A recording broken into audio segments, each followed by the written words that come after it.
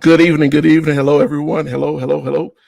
Welcome to the Erudition Network. This is our interactive Black History knowledge session that we do on Thursdays. I welcome all of you all who are joining us tonight. If this is your first time, we do this show on Thursdays to talk about Black history and to provide knowledge on things that we don't generally get a chance to talk about or see in our schools. So we come on every Thursday. I think we've been off for the last few Thursdays. Obviously, last week was being Thanksgiving, but typically we are on here. We are on here trying to provide history knowledge and understanding. Tonight, I wanted to get on and talk about Africans. For the last couple of weeks, I've been watching different friends of mine talk about Africa, and whether you call it the motherland or the homeland or whatever their term is. And the thing about it is I wanted to get on and actually start doing the next couple of interactive sessions and start talking about Africa. To further our understanding on it and the culture of Africa.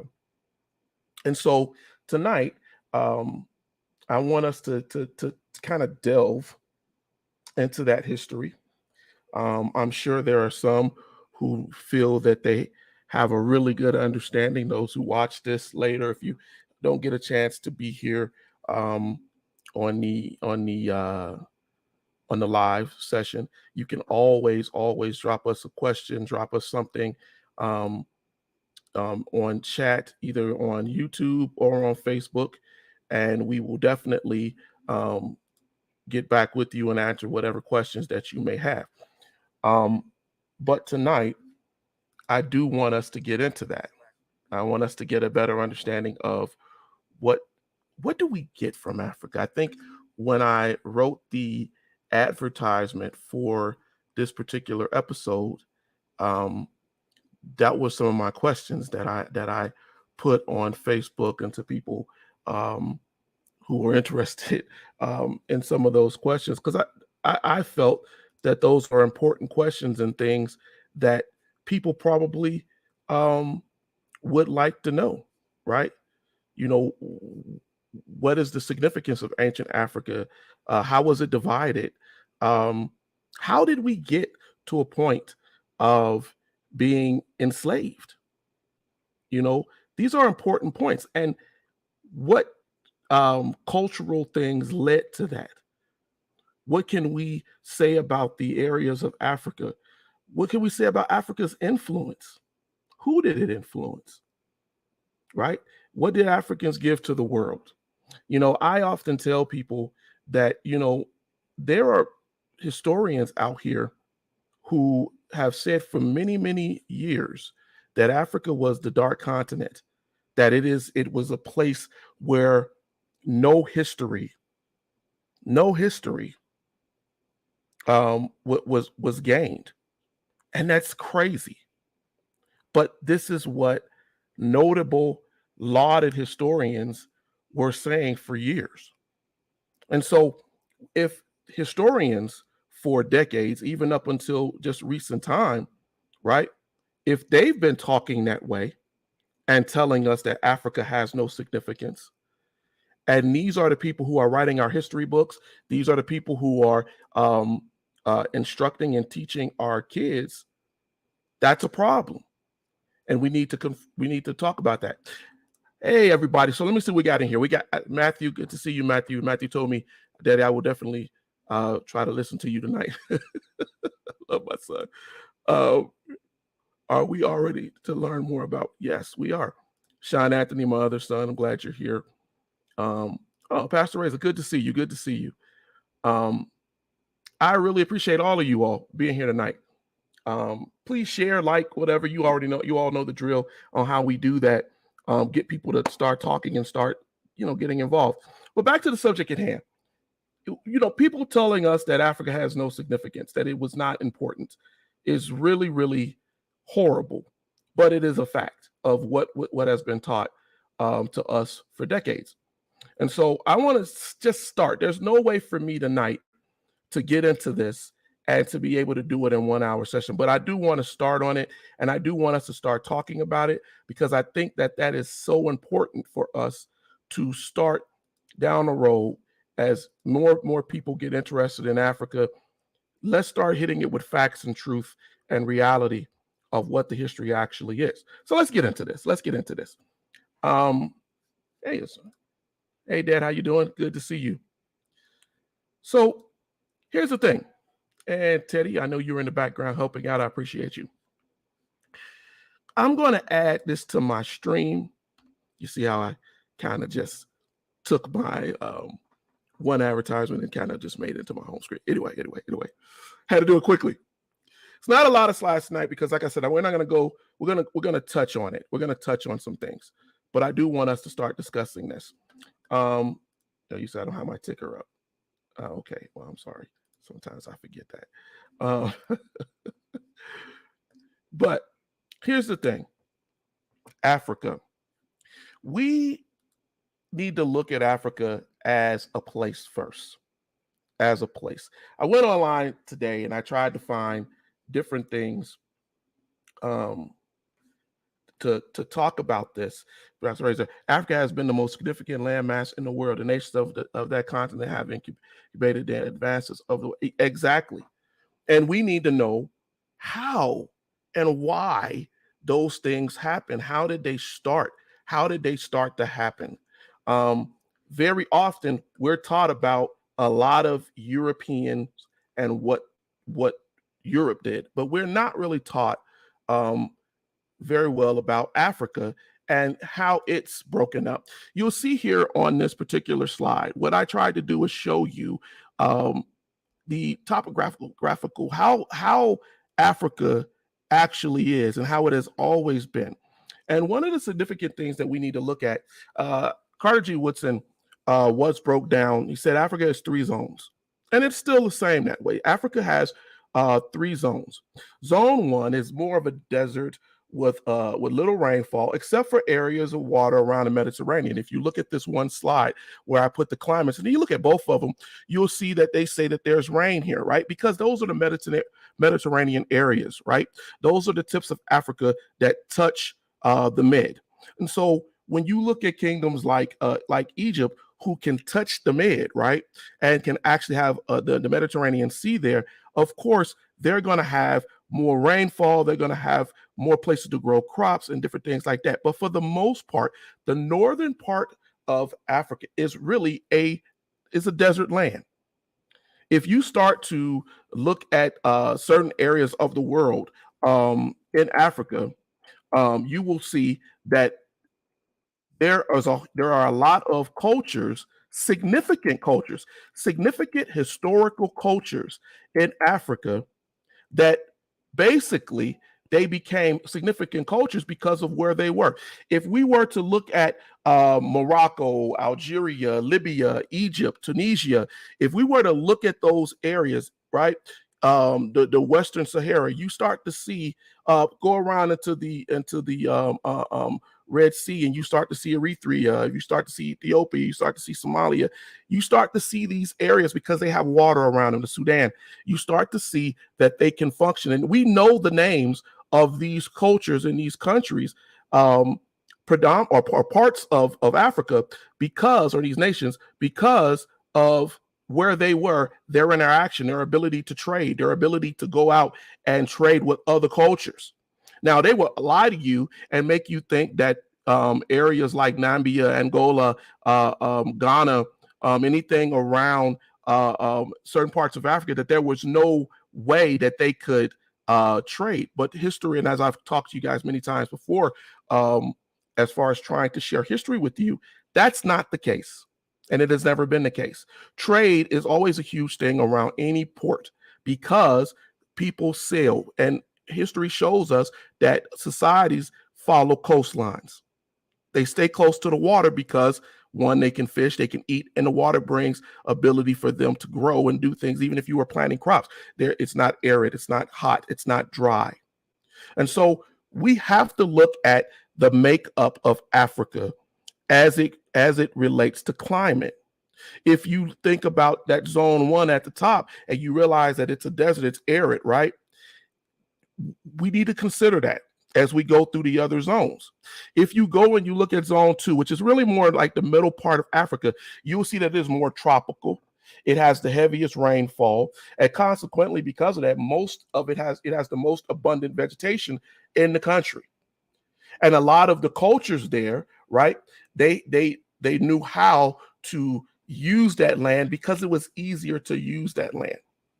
Their streams, their forest areas, or animals, natural crops, things that you can use, things you can tame, things that you could trade. And the abundance of fruit, vegetables, and everything else made it easier for those people in that area to eat. It is also one of the most contested parts of Africa because of the bounty and the things that are there. Now, what is funny about Africa is that as you go further south, you will start to see we have more mountainous areas. Again, we get more dry. Again, we get areas which are harder for people to live easily, I should say. Less rainfall, and consequently less vegetation and less ability for Africa to just give you something. So that made it necessary for men in those areas, in those climates, they had to be more inventive, right? They had to be smarter. They had to act more. They had to do things, right? Tell you for the fun fact. Fun fact about Africa, Matthew, it has a lot of resources that are valuable. Yes, Africa has a lot of resources that are utilized even to this day, right? Even to this day. But I would tell you that one of the biggest things of Africa is its ability, right, to grow man. And we're going to talk about that tonight. I wanted to talk about these climates and these things because you can't understand Africa, I think, without understanding slides and studies like this. You can't. Right? I think one of the slides says 92% of the continent of Africa experience climatic contrast, shortage of water, different things. It's a contrasting land. That's not a bad thing, right? That's not a bad thing at all. Africa has most of the arid land mass in the world. Here's the thing. Because of all that, Zone 1 and Zone 2, as you look at those areas, it made men have to learn, right? They had to learn. They had to learn how to do things. They had to learn how to earn a living. They had to work harder. They had to learn how to grow things in a desert, in an arid place. They had to learn how to innovate things in order to make these societies that still stand out to us. Some of the greatest societies were built in some of the lands of Africa where the land was less giving. If you look at my next slide here,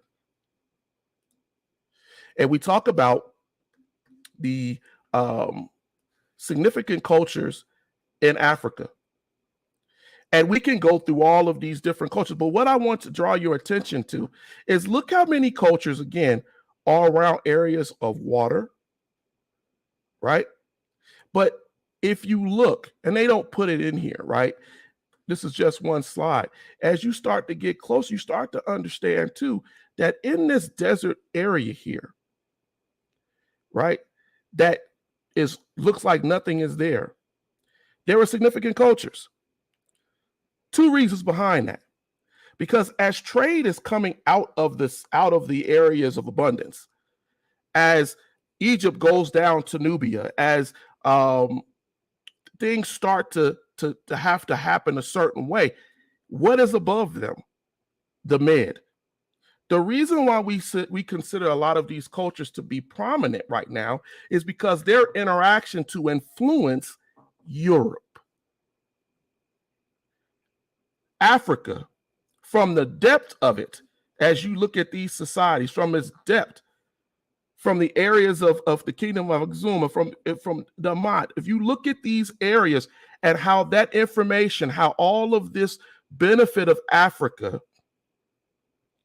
its wealth, as Maddie just said, it pushed its way north in trade across the Med. It pushed its way north. When we look at the Egyptians, we look at the Carthaginians, we look at the Phoenicians, we look at all of these cultures who interacted with the Europeans. You will also find something else very significant as you look over here. I heard Pastor Reza wrote it in his book. We got to understand what was Africa. What was Africa? We now consider it a part of the Middle East, but that was Africa. That was Africa. When you cross the areas of the Red Sea, right, and you go from Sudan and you go over to where we are in Saudi Arabia right now, right, will you understand what was significant? They're some of the most oldest ports in the world. When you look at Ethiopia, this was significant. It is important why people who go closer to the Persian Gulf, they called the African the Ethiopian. Because who did they see? Who did they trade with? They traded with that Ethiopian. They traded with those early Black people. And now we consider it as if the Middle East or Asia is part of Asia. But that's not how the ancient world looked at it. They were all it was all Africa. It was all Africa. And because of that, there is a significant thing that we need to understand. Good evening. Hi, how you doing, Sister Regina? I'm so happy to see you. Where are the diamonds and the gold? So that's the funny part. Because Africa is under so much pressure in the way that it is designed, there are diamonds all throughout. There, even more so than diamonds. The things that can be pulled out of Africa, the things that have been pulled out of Africa, are significant to every culture in this world. Every culture in this world benefits from what came out of Africa. And I'm not saying that to be braggadocious, Matthew. From what I have seen on YouTube videos, Black people still use spears to hunt, or is it racist? There are still tribes in Africa that do go out and hunt, Matthew. There's nothing racist for someone to use a spear. Who do you think taught other cultures how to use a spear and a bow? And see, that's the thing. We look at this as if this is something that is racist and wrong, but it's a part of our ancestry. It's a part of our culture. Right? When we look at the ability, if you look at the Benin Empire, right? If you look at them and you understand that the Benin Empire, they were metal workers. They were metal workers. They were ingenious metal workers.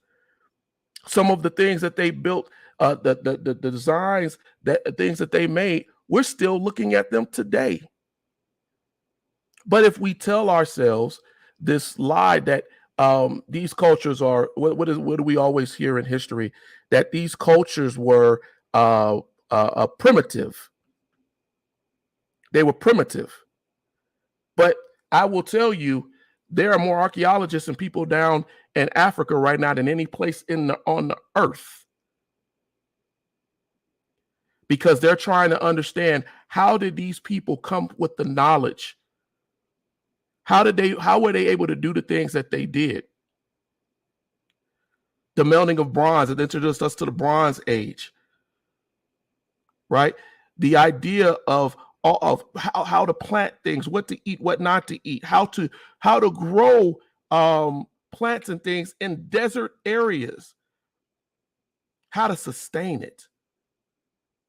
This is what I'm talking about with the ingenuity and the ability.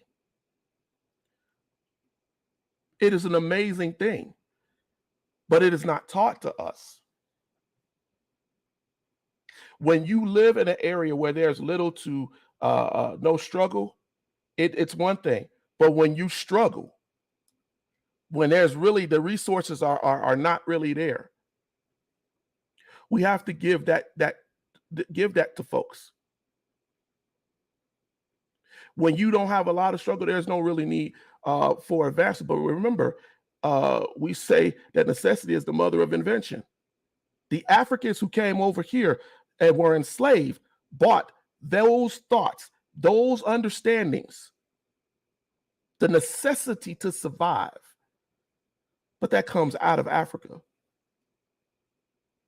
But those who lived in area that needed cultivation and had to work the soil and had to do all this to progress, if you read stories in the Bible, right, and you read about famines, and that people would go to Egypt because the abundance, God had blessed Africa. They would leave to go to Egypt. They were coming from everywhere to go to these kingdoms. Same thing if you look at Ethiopian history, throughout different areas of Africa, where the Africans would allow other tribes and different things to come in, and that's how they survived. But we're not taught this. We're not taught this. And because the people who lived in those harsh lands and they had those restrictions, they had to come up with different ways to create industry. This is why the Phoenicians are so important. When you have no ability to grow things in the desert, what do? You sell, you move, you go to other lands, you take what you can get and you trade it.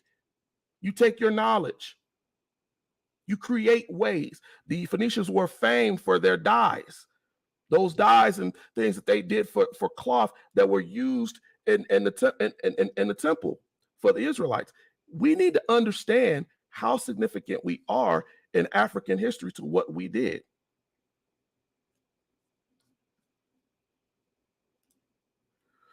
They used plants to make medicine. Yes, they did. And some of there are still tribes and cultures in Africa right now that are being studied because of their resilience to illness. One of the reasons, Sister Regina, that the African American, why Africans were brought over to the Americas, was because of our ability to withstand illnesses and our ability to understand how to treat certain illnesses. Folks will still tell you about how even during the most racist periods in America, white racists went and came to black slaves and said, I heard you know how to heal this. And illnesses that people thought could never be healed, somehow people got out of their beds. Ingenuity. Blessings. You use autocorrect. It's okay, Matthew. Gold also is throughout the sub-Saharan regions, but the diamond mines like De Beers kept apartheid. Yes. wealth will always, wealth and racism, they tend to go hand in hand, and the desire for power, the desire for power and to restrict and to keep people down. I forgot I had put this slide in here, looking at at some of the designs, some of the things that that Africans in ancient times were creating. And people tell us that that's the dark continent. But environment creates needs. It creates the ability, and it either you're going to learn how to survive or you're going to die. And you know, I wasn't going to cover this tonight, but as we talk about that, another thing that I heard recently, a gentleman brought up to me. Anytime we talk about the innovation of Africa, folks often throw at us the same old tested, tried, and used lies and pontifications that don't really make any sense. But we're gonna think about this. If we say from this earlier slide, let's go back to that slide because I didn't use too many slides tonight. If we say that Africa is defined into these three zones, as Carter G. Woodson once said, if you're living in a zone that is hard to live in, it's going to create cultural things to happen that maybe it won't happen in other parts of Africa. And I'm going to be more specific with you. In zones 1 and 3, top and the bottom, you will see that there are significant parts, and even later on in zone 2, but there is a significant urgent need for slaves. This gentleman said to me, well, Africa sold slaves. They had slaves. What's wrong with that? They had slaves. But see, here's the thing. When you go and you look at slavery in Africa, let's hit it by zone. In zone 1 and 3, we are more looking at close to what is called chattel slavery, but it really wasn't. It was more pawn ship. And I'll get into the definition of those. But here's the thing. In the ancient times, in the areas where there was rainforest, there's grassland, and there's animals, there was a thing that can be considered slavery. And what that was is that the men in that area, as we look through history, they more likely had wives, multiple wives, right? Because they didn't have to worry about tending the land and doing all of these things, but what they did have to worry about was keeping what they had. So in those areas where the food, water, and everything was abundant, they only needed somebody to help them to maintain it. Right? So the way they did that is that they went out and they got extra wives. They would trade a cow, an animal, a goat, or something to get an extra wife. Now we call those things dowries, right? That's what we call it. We say it's a dowry. But really what it was is just their ability and what they needed to do in those lands to maintain what they had. It's like having a whole bunch of stuff. And I got all this stuff. I got more animals than I want. I got all this rainland. We're a tribe, but we got all of this. But how do we keep it? How do we maintain it? Well, we need women. We need women that have children that will help us to create children that will also help work that land and to maintain it. So in those areas, there was slavery, right? What really it was more servitude because they did marry these women. But in zones 1 and 3, right, as we start to go look, and I'm talking early, right, we start to see there was an urgent need. The Egyptians did have slaves. The folks in the north had slaves. It wasn't something that was as bad as what later became the slavery that we recognize today. But it was a living that they needed to obtain because they were working in difficult areas. And so in order to do that, you would have laborers, slaves. But it should be said that in the arid areas, a slave class, it was not indispensable. It was not something that they had to have. Since when you're living in those arid areas, it's hard to maintain anything and everybody has to work. So everybody is working. But I say that to say that there was slavery. Yes, that is true. But in the areas that there was more wealth, if you look at this map here and you see the rainforest and you see that majority of the slaves that came over here, that's where they were taken from. Now, they may have come from all areas, tribally throughout Africa, but that's where they were taken from because they were living in abundance.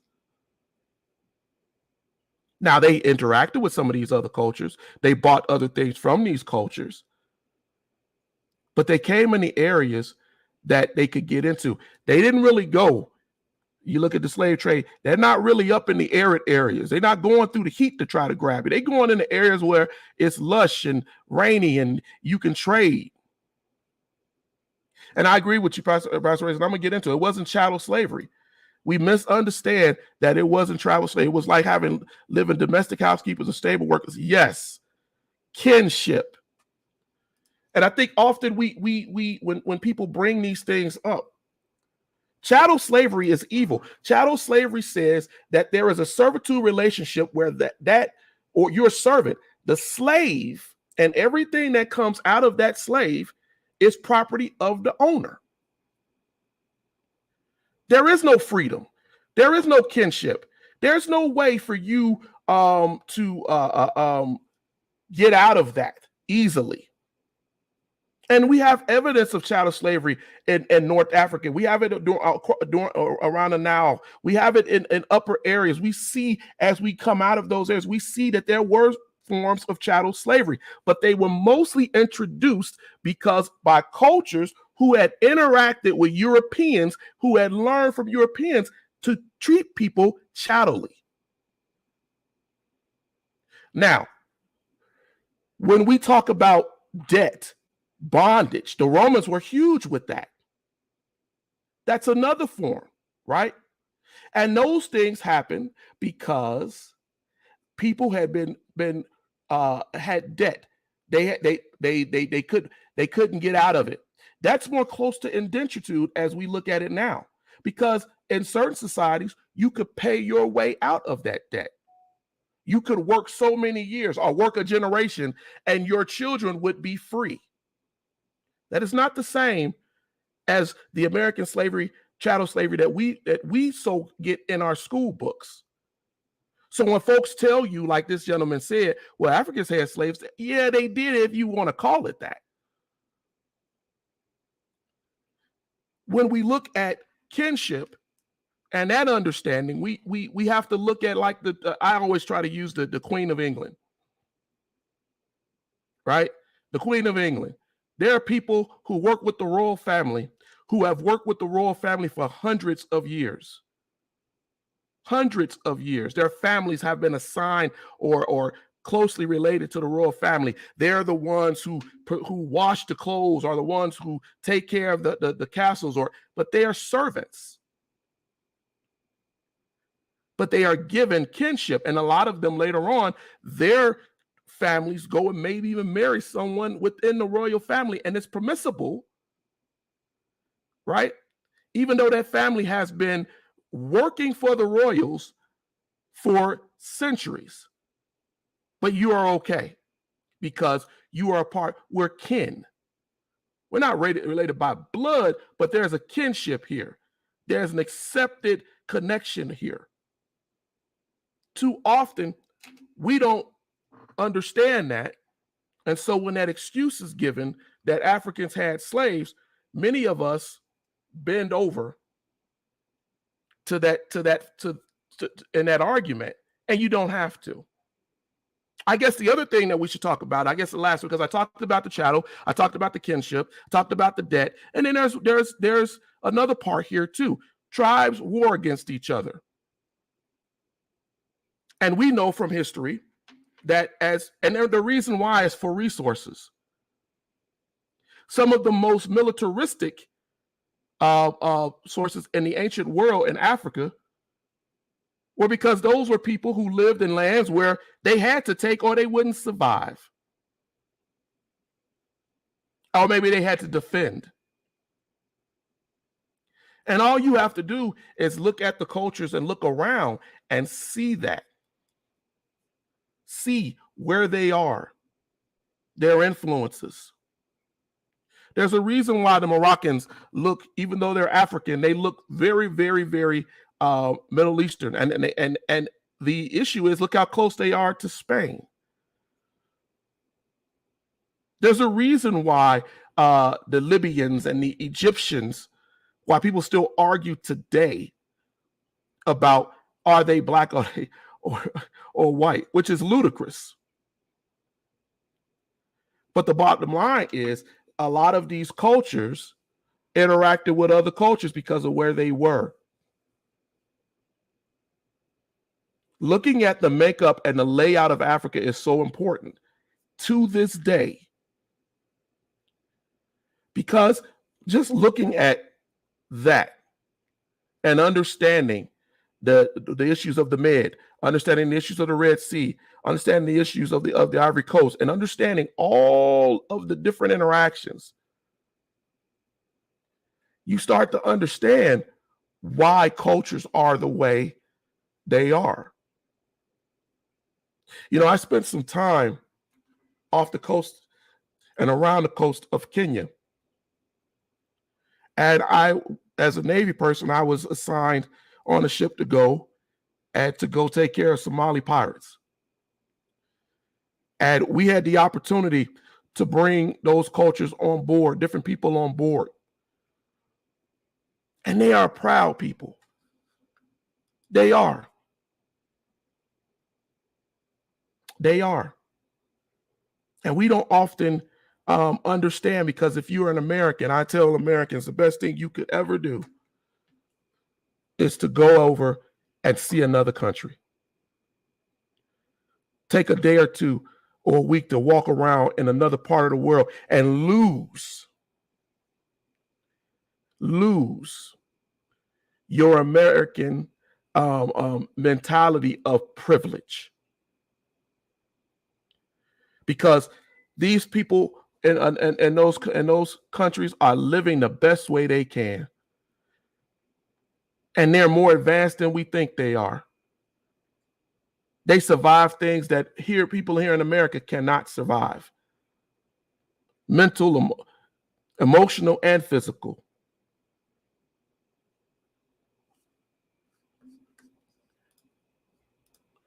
Said chattel slavery saves a human. It's chattel or property. Exactly what it is. We own you.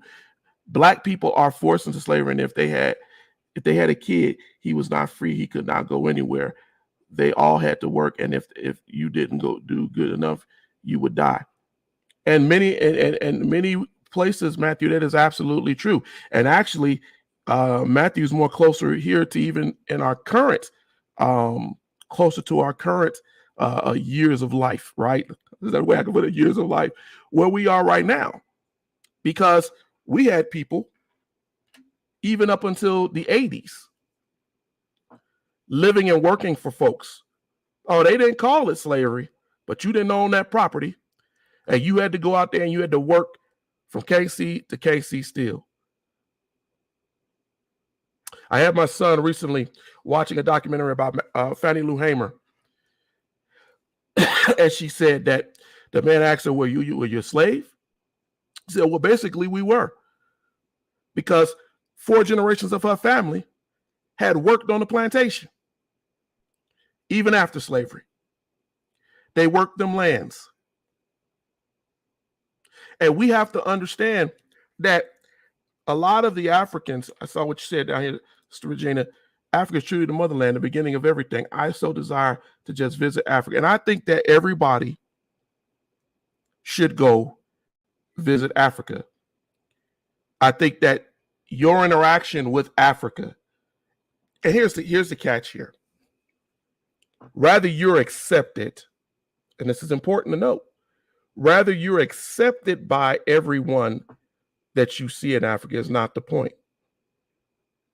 It's the point that you need to know who you are and where you come from and where your ancestry is based in. It's so important because you've been denied it for so long. I read a lot of books and a lot of things on history for years, and it always blew my mind how people would down talk Africa. Africa influenced everything. It influenced everything. We point to Egypt because people love to talk about Egypt. But the Egyptian culture was not the only culture that influenced the world. And it's so important that we know this, because if we don't get this in our heads, because they're not teaching it to us in these schools, they're not telling us this stuff. So you need to know what Nubia was. You need to know what Benin was. You need to know what the Nut culture was. You need to know these areas and these people and these places. And if you know these people, area, and places, man, you walk away with a better understanding of what we gave, what our ancestors gave to the world. So many cultures, some gone, some that have amalgamated into other cultures. You know, many years ago, I was mad because they said that they went and they flooded the Nubian Valley. They put a dam there. The Egyptian government did this with the backing of European companies, because it became too evident and too obvious that a lot of the Nubian influence, a lot of the Ethiopian influence that had came up through Egypt was not being properly cataloged. So what better way to hide it than let's put water all over it. Nobody's going to be able to go dig into that, and we'll just hide it. And I watched this thing with Dr. Henry Louis Gates. He went down to go talk to them, asked them as a historian, why did you do that? There was no really good explanation, because there was no explanation. We have people, archaeologists. I have a friend, he's an archaeologist, digging all throughout areas of Africa, digging up tombs and graves, and they used to call it grave robbing, right? If you went and took people's stuff out of a grave, that was you a grave robber. We gave it a different scientific name and called ourselves archaeologists and this and that, but really you're a grave robber. In 2016, I went to my great aunt's funeral in Mississippi. She was approximately 100 years old. At her funeral, they kept her oldest friend up to have words. The lady barely spoke above a whistle, but she told how she met my aunt on the plantation and how on Sunday they were allowed to get together with the black folks on the plantation where my aunt lived. She named the two plantations that they were on. I realized that was not very far removed from slavery. Yeah. It's so much of that, Pastor Razor, because they needed us. I'm going to get into that over these next coming weeks. I wanted to touch a little bit. I wanted to talk about the climates of Africa that pushed us to where we are right now, because I think that's so important. But here's the thing. That feeds all the way down to us. People act like Africa.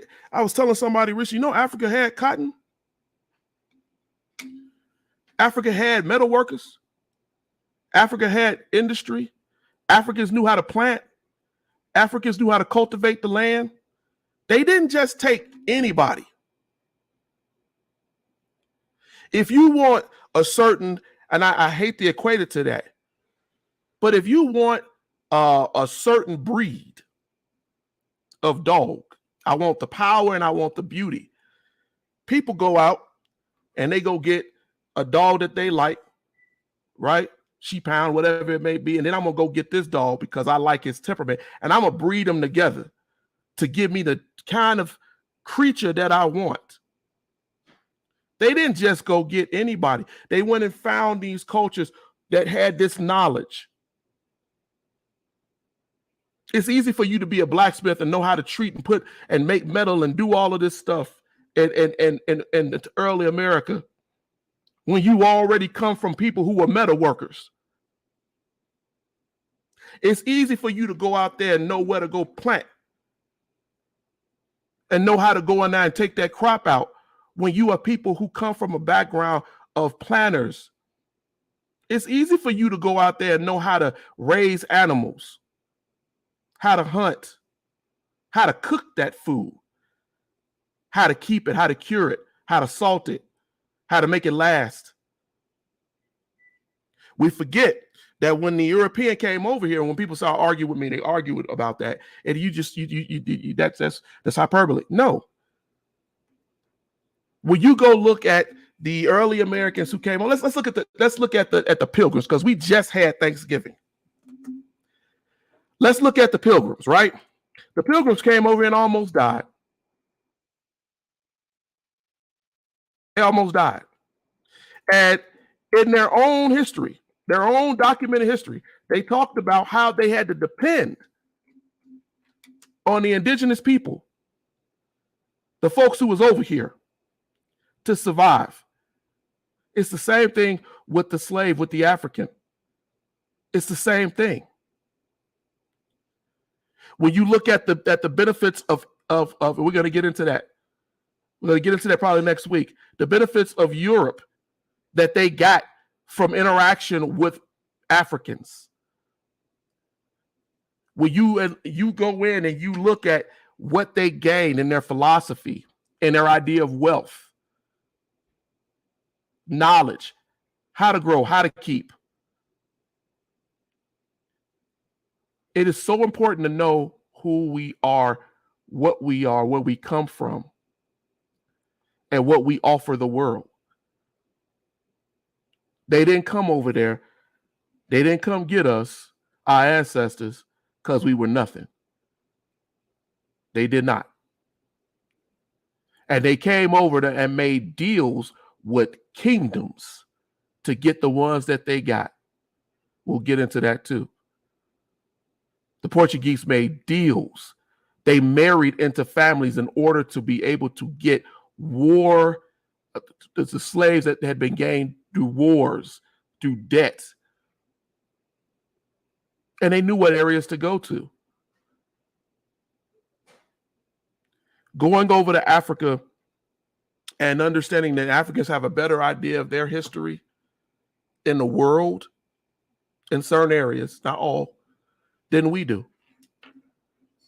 And they have a pride in that. I may not have anything, but I have pride in who I am, who my people are, what we went through, who we fought off.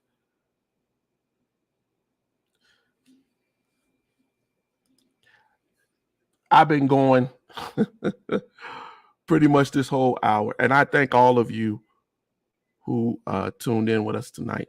Got about 10 more minutes, but I just want to say thank you, Regina, Pastor Razor, different folks. I really do appreciate it.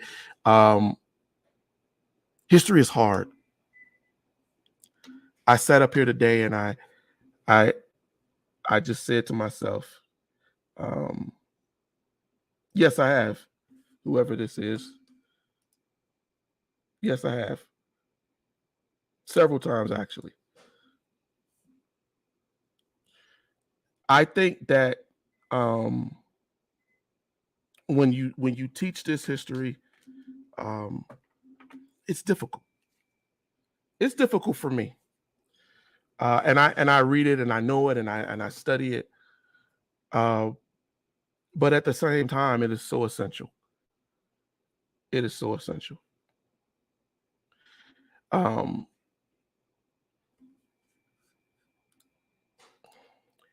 was the experience in Africa?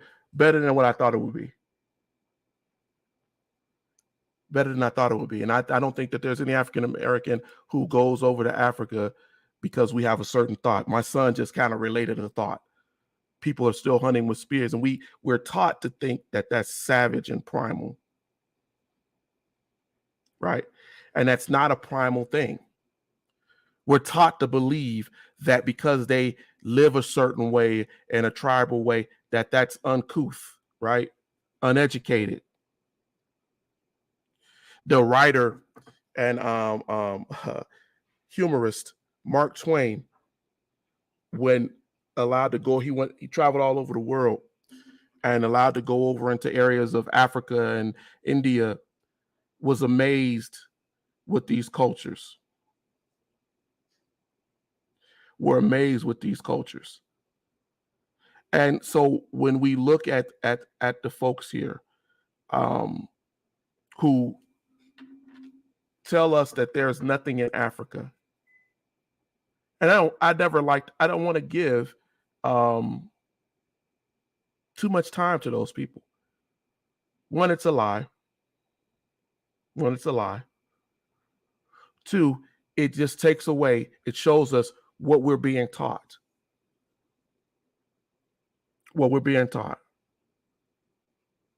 Africa became a land of mixed people, like the Egyptians and different others, Libyans.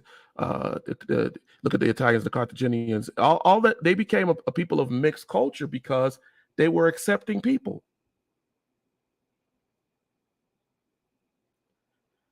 Even when people had left, because they all come from Africa.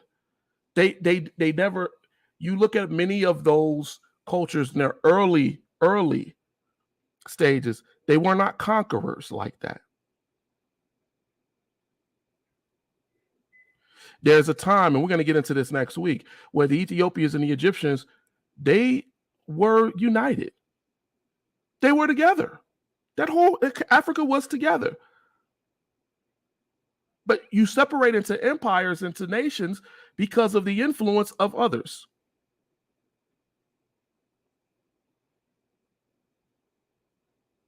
You get influenced by other people. We know that the Egyptians have African in them. You can look at Rhineisha, you can look at Nefertiti, you can go on and on and on and look at people in the Egyptian hierarchy and their leadership and their pharaohs, and you know they had black pharaohs. But here we are, even today, arguing over who's what's what. This even goes down to the Hebrew stuff, right? Who's Hebrew, who's not Hebrew? And not really embracing the fact of how important the culture overall is to the world.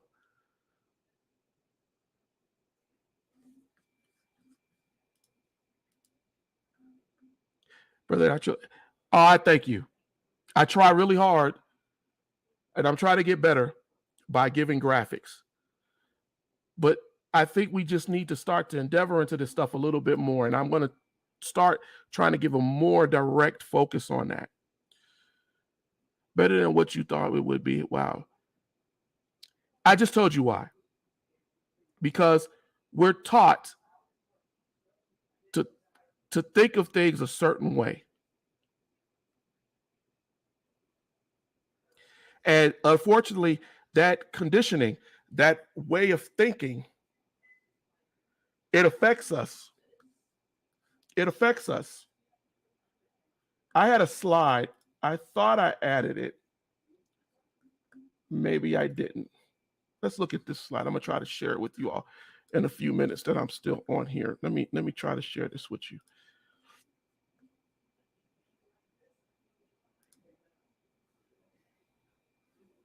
Give me just one moment. There we go. Let's look at this. I saw this slide earlier today. I was doing some research and I laughed at this slide. Not because it's not true, but again, it breaks out the idea of Egypt, Cush, and how all of this happened. As you look back earlier in time, and you start to realize just how much Africa used to be together, influence. It's the reason why they're going and they're pulling up all of this stuff out of Africa. Because by the time the Romans and Alexander and all of them, the Ptolemaic age came into play first, right? Then Ptolemaic Egypt. By the time we got to that point, so many amazing things had happened. So much knowledge had been gained. So much understanding that later was pulled in to the Ptolemaic age, and then pulled in from them by the Romans, inspired, take the inspiration from them and taken by the Romans with a conquering mentality. And how do you conquer? You conquer because you take the innovation, the influence, the knowledge, how to make metal, how to make boats, how to do all of these things, and then you turn it towards a nefarious purpose.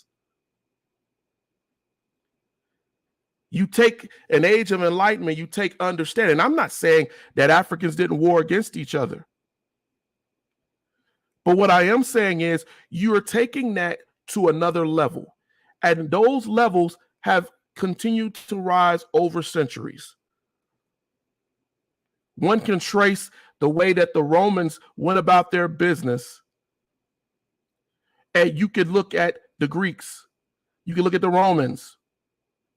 And you can go on and on and on, and you can understand that by the time we get to the Renaissance, and then we later get into Nazism, fascism, the marching, the stomping, the legions, and all of this, this is still connected to how to take the innovation and the thought and then wipe out the people who gave you the thought. Wipe out the people who gave you the influence. Turn their influences of their ancestors around on them and use them as weapons of war to dominate, to conquer. This series that we're doing right now, a little bit what we talked about tonight, the African in history is so important. We're not going to get off that too soon. Because if there's any part of this, just this picture here, that you don't understand, you don't know what that means, you don't know what that era is, you've never heard of that, we need to be covering that. You need to know that. You need to know the steps. You need to understand these cultures.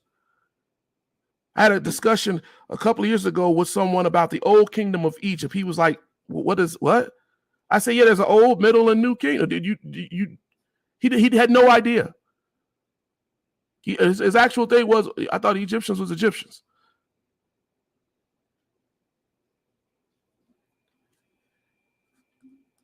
History is hard. It's difficult. It's not always fun. But it is needed. It's important. And we got to do better. We got to do better at learning it. I try my best. And I'm going to keep trying because I think it's important. And that's what I'm blessed here to do.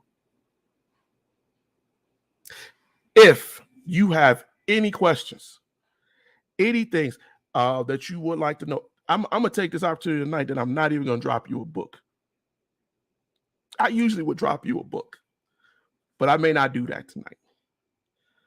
See, I just said I wasn't, then I just said I may. No, I actually think you should.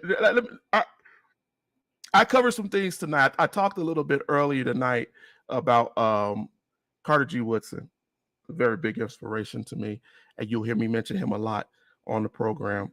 Carter G. Woodson wrote a book, I want to say in 1920s, African Heroes and Heroines. That book should be free online. If I find the book online free, what I will do is I will put that link here. But you may also be able to go get it from Amazon and different things like that. It's an older book. Shouldn't cost you a lot, but it will open up your mind to what we talked about tonight. give you an understanding of some people who maybe you don't know, some cultures maybe you're not aware of. But African Heroes and Heroines is a great book. Secondly, and I just went back on exactly what I said. I wasn't going to give y'all a book. The Negro by W.B. Du Bois. Great book. Great book. All right, folks. I appreciate all of you who joined us tonight, stuck with us. Maybe you was doing other things. You was busy, but you at least kept us in the background.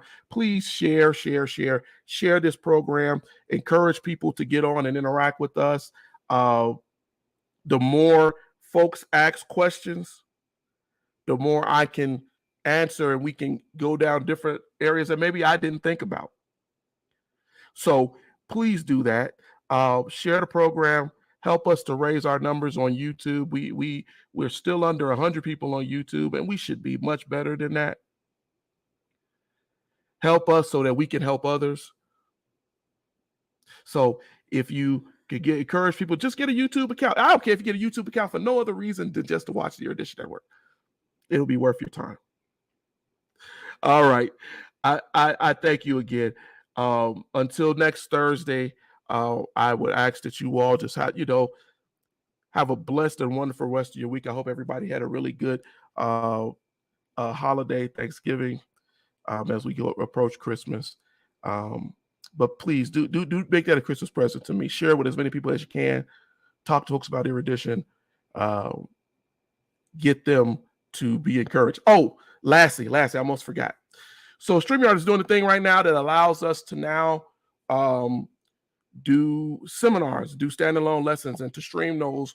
As you know, I can do a lesson, an actual lesson on something, and have people come in, and I don't even have to be on there live. So we're going to try to start doing some of that. Start teaching a standalone lesson, which my son has been on me to do for quite some time. Standalone lessons, and then go into something more in depth. Give you something that you can watch it, and learn from. Not as interactive as this live, but something that you can go and pick up books and be able to look at. And we're going to do that. It'll be by invite. I think we can do about 1,000 people that we can invite at any given time. Would love to get 1,000 people, but we're going to start doing that because I think that's a really good thing that they just input into the program, and we'll see how that works. But I've said enough. Been on 2 minutes longer than I want it to be. You all have a great rest of your evening, and until next week, be blessed. Thank you.